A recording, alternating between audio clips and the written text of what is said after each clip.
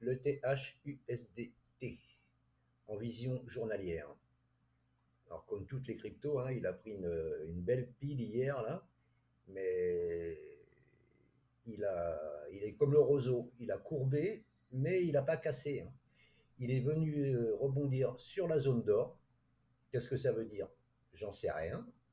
D'après vous, ça peut. Il n'est pas venu toucher ce support, hein, à 33,94, 33,54. Il n'est pas venu le toucher.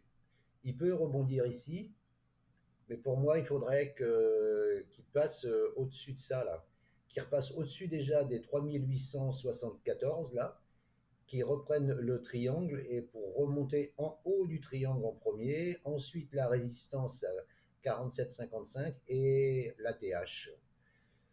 Voilà, mais pour l'instant c'est tendancieux, hein. Là il y a un support ici, c'est cette mèche ici, hein, à 3815 et il y a une résistance à 3874. C'est vraiment, ça se joue à 50 points près, hein, voilà.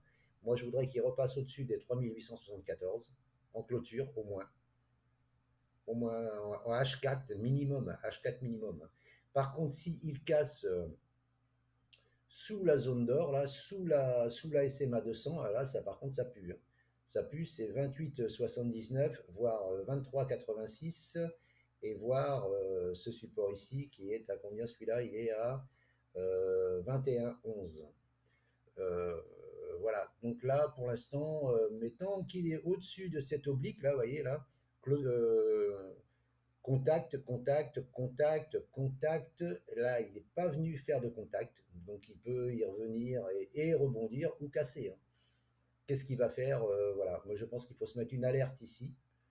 Celui qui est un biais acheteur, il peut acheter maintenant avec un stop sous la SMA 200.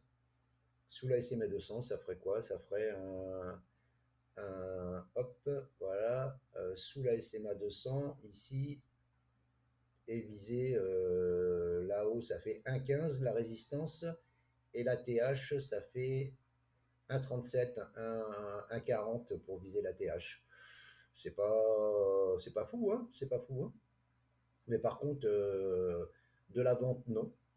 Non, même s'il y a eu une grosse baisse là, de la vente, non, hein, parce que pour l'instant, je vous dis, ça a plié, mais ça n'a pas cassé, hein. Voilà, hein. Tant qu'il ne casse pas les 3815, pour moi, le support, il est là, 3815. Et là, pour l'instant, il tient. 3815 et voir la zone d'or, hein. Mais voilà. Et puis, bon, de toute façon, la tendance, elle est quand même plutôt haussière, hein. Là, il a cassé ce plus haut là, plus haut. Donc là, c'est normal que ça respire. Et puis, voilà, hein. Mais bon, voilà. C'est les deux zones à surveiller, hein. C'est une zone de 50 points, hein. 3815, 3874. Je pense que c'est ça qu'il faut surveiller. Voilà. Après, qu'est-ce que ça va faire? Ça, personne ne le sait, hein. Mais tant qu'on est au-dessus de l'oblique, là, je pense que bah, il faut au-dessus de la 200, il faut garder un biais haussier sur le long terme, hein, je parle, hein, pas sur du trading ou sur du scalping, hein. Trading, scalping, ça, je ne sais pas. Mais pour du long terme, investissement, je pense que justement, il faut profiter de cette mèche-là pour repartir à la hausse.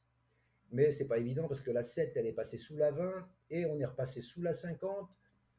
Donc ça pue un peu, effectivement, avec des plus bas et des plus hauts, plus bas. Mais comme je vous dis, comme la tendance de fond long terme, elle est haussière, il faut privilégier des achats.